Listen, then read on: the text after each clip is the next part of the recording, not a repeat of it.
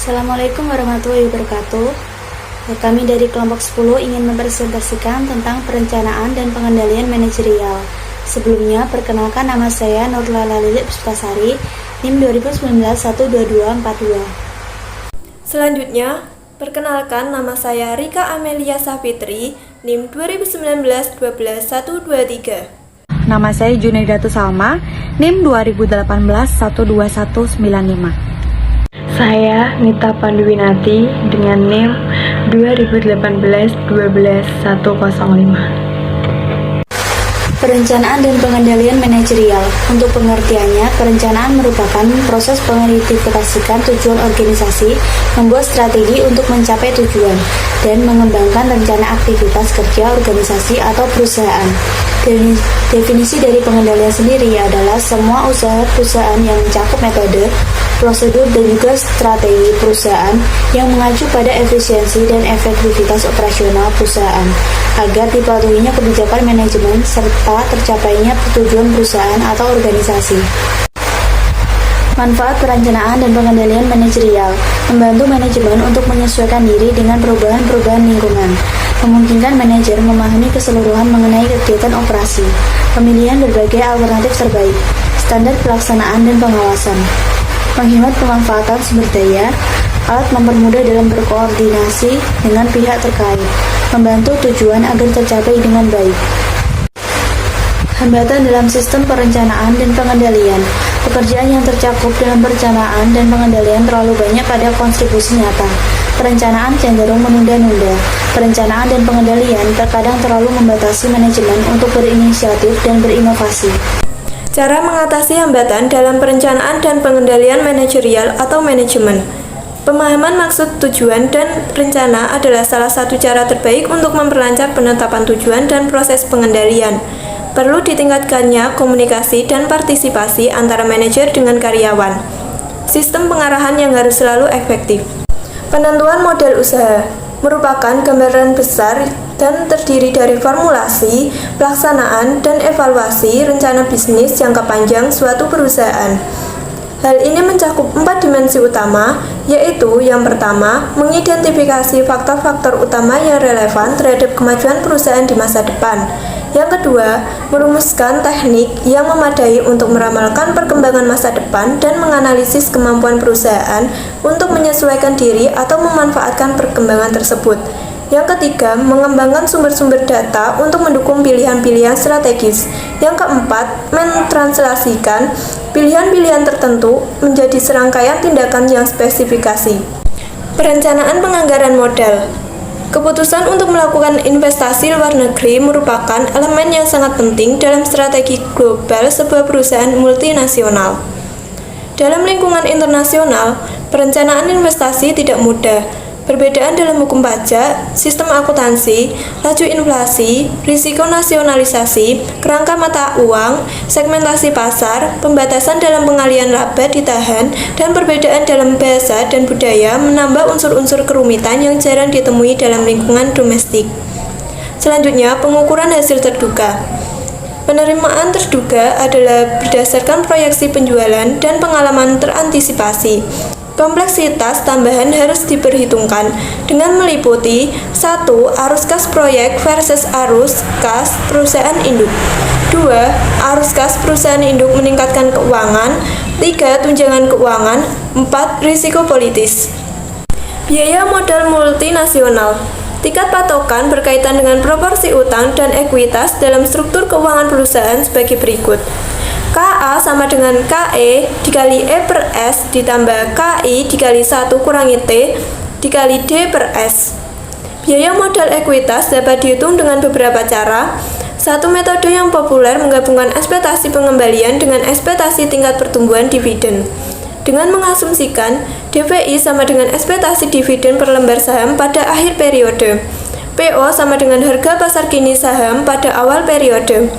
D sama dengan ekspektasi tingkat pertumbuhan dalam dividen biaya ekuitas. KE dihitung sebagai berikut. KE sama dengan DVI per PO ditambah G. Sistem informasi manajerial. Keberhasilan 3 strategi teknologi informasi global yang dicapai tergantung pada kesesuaian rancangan sistem dengan strategi perusahaan. Yang pertama, penyebaran rendah dengan sentralisasi yang tinggi. Yang kedua, penyebaran tinggi dengan sentralisasi yang rendah.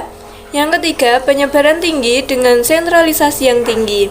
Selanjutnya, permasalahan informasi. Akuntan manajemen mempersiapkan sejumlah informasi untuk manajemen perusahaan, mulai dari mengumpulkan data hingga laporan likuiditas dan ramalan operasional berupa berbagai jenis pengeluaran beban yang harus menentukan periode waktu yang relevan untuk laporan, tingkat akurasi yang diperlukan, frekuensi pelaporan dan biaya serta manfaat penyusutan dan penyampaian tepat waktu, serta faktor-faktor lingkungan yang mempengaruhi penggunaan informasi dihasilkan secara translasi. Sebuah pernyataan tentang strategi dan sistem informasi yang telah diputuskan, pergantian perhatian pada area yang sama pentingnya dalam pengendalian keuangan dan evaluasi kinerja. Pertimbangan ini sangat penting karena mereka membuat para manajer untuk yang pertama, melaksanakan strategi keuangan global M&A. Yang kedua, mengevaluasi tingkatan di mana strategi yang dipilih berperan dalam meraih target perusahaan. Yang ketiga, memotivasi manajemen dan pegawai untuk meraih target finansial perusahaan seefektif mungkin. Sejumlah studi menunjukkan bahwa sistem yang digunakan banyak perusahaan multinasional untuk mengendalikan operasi luar negerinya dalam banyak hal sama dengan halnya yang digunakan secara domestik. David Hawkins menawarkan 4 alasan untuk hal ini. Alasan yang pertama, pertimbangan kontrol keuangan jarang sekali merupakan sesuatu yang penting dalam tahap-tahap awal pendirian operasi luar negeri. Yang kedua, umumnya lebih murah untuk menggunakan sistem domestik daripada harus membuat dari awal keseluruhan sistem yang direncanakan untuk operasi luar negeri. Yang ketiga, untuk menyederhanakan penyusunan dan analisis laporan keuangan konsolidasi. Yang terakhir, mantan eksekusi domestik yang bekerja pada operasi luar negeri dan atasan perusahaan mereka akan lebih nyaman jika mereka itu dapat terus menggunakan sebanyak-banyak mungkin sistem pengendalian domestik. Umumnya karena mereka mencapai tingkatan manajemen tertinggi dengan menguasai sistem domestik. Kinerja keuangan suatu operasi luar negeri dapat diukur dalam mata uang lokal, mata uang negara asal, atau kedua-duanya. Mata uang yang digunakan dapat memiliki pengaruh yang signifikan pada saat menilai kinerja suatu unit luar negeri dan manajernya. 3 kurs yang mungkin dapat digunakan ketika menyusun draft anggaran operasional pada awal periode. Yang pertama, kurs spot yang berlaku ketika anggaran disusun. Yang kedua, suatu kurs yang diperkirakan akan berlaku pada periode anggaran atau disebut dengan kurs proyeksi.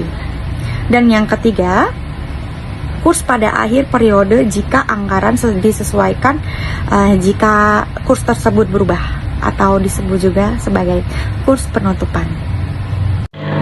Saya akan melanjutkan penjelasan mengenai penetapan biaya strategis. Perbedaan utama konsep pembiayaan Kaizen dengan standar. Konsep biaya standar yaitu pengendalian biaya berdasarkan pada kondisi yang ada, sasarannya seragam dengan performa standar. Ketentuan standar ditetapkan tiap tahun, analisis varian atas aktual versus standar, dan menginvestigasi ketika standar tidak stabil. Sedangkan konsep biaya Kaizen, pengurangan biaya berdasarkan pada peningkatan produksi yang berhubungan dan sasarannya mencapai target pengurangan biaya. Pengukuran biaya ditetapkan tiap bulannya, menginvestigasi ketika target biaya tidak tercapai, dan analisis varian berdasarkan pada pengukuran biaya tetap.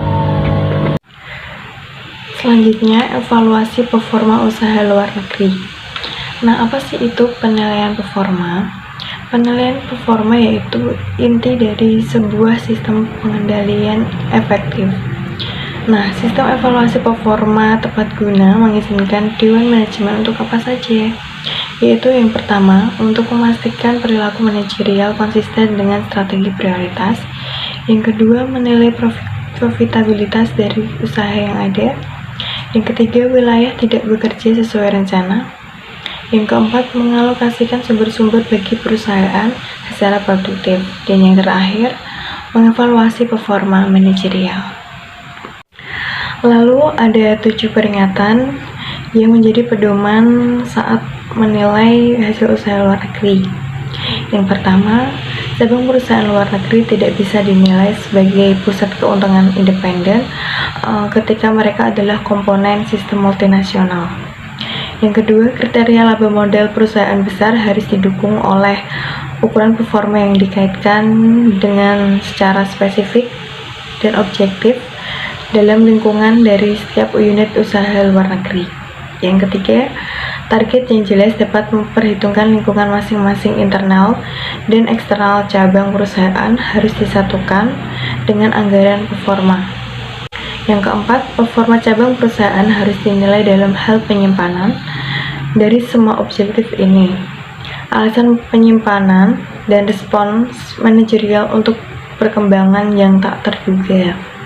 Yang kelima, manajer cabang perusahaan tidak bertanggung jawab untuk hasil di luar kendali di dalam dan di luar negeri.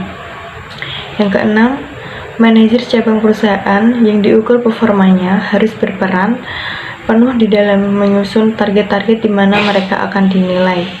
Yang terakhir, pengukuran performa ganda, finansial harus digunakan dalam menilai usaha luar negeri.